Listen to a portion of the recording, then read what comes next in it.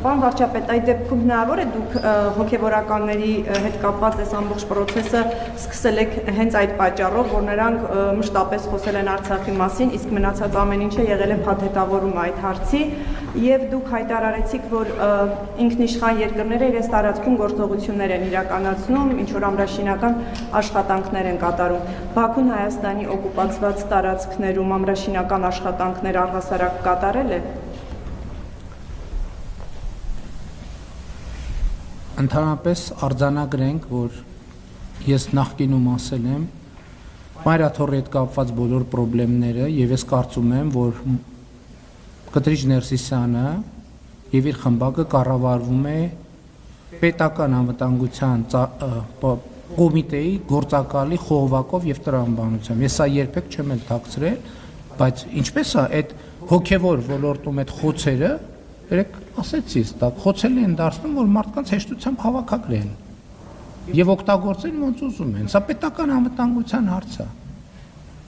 Եվ այո, ես էլի ասում եմ, երբ որ երկրի վարչապետը հայտարարում է, որ մենք Ղարաբաղի շարժումը պետք է դադարեցնենք, չի կարող լինի պաշտոնյա, որը շարունակի Ղարաբաղի շարժումը։ Չի կարող լինել։ Հոգևորականները ինչ։ Ներողություն, բայց եկեք գերխոսության չվերածենք։ Ես դες նոր ասեցի, ես նոր գնացել եմ պատարակի եւ բանից հնչում է։ Պատարակին հնչում է։ Ընդ որում պատարակի ընթացքում հնչում է ոչ մի անգամ։ Արցախի հանրապետությունը դա չի նշանակում։ Այդ նշանակում է պատերազմի կոչ։ Ուրիշ բան չի նշանակում։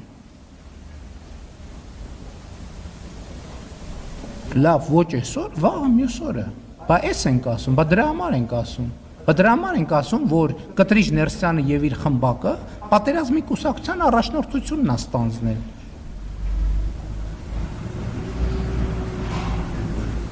Պետքա չլինի այդպիսի բան։ Պետքա չլինի։ Ոնց կարա երկրում լինի 6 հատ արտաքին քաղաքականություն։